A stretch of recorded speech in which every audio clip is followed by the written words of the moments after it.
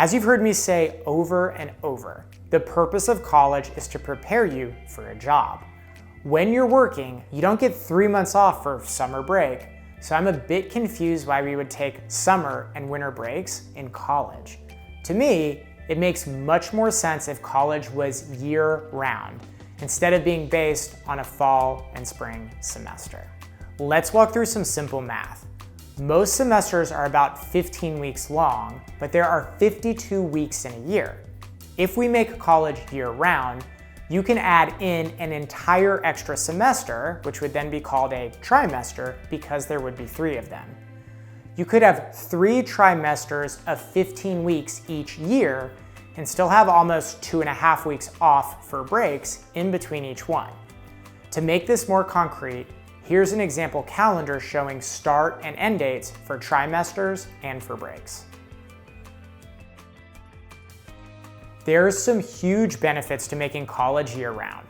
The obvious benefit is that it decreases the amount of time you're in college.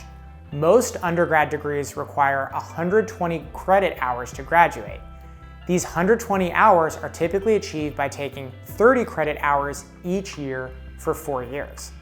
But I just told you I want to add an entire new semester, or trimester, each year. So students would actually earn 45 credits in a year instead of 30. Earning 45 credits each year means you could earn the total of 120 credits in about 2.5 years, which is significantly less time than 4 years.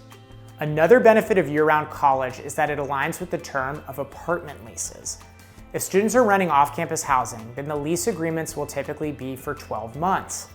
If students leave town during their college's winter or summer breaks and they can't find someone to sublease their apartment, then the student is paying rent for an empty space. Year-round school solves this waste of money. Here are 2 final benefits to graduating college quicker. First, it gets you into a full-time job faster. Second, there's huge risk in starting college but not finishing it, since if you don't graduate, you don't get a degree, meaning you wasted all that tuition. Completing college faster should reduce the number of people who drop out. I want to dispel 2 arguments people might make against my year-round college idea. First, some people might say, but how are students going to get work experience if they don't have a summer break for internships?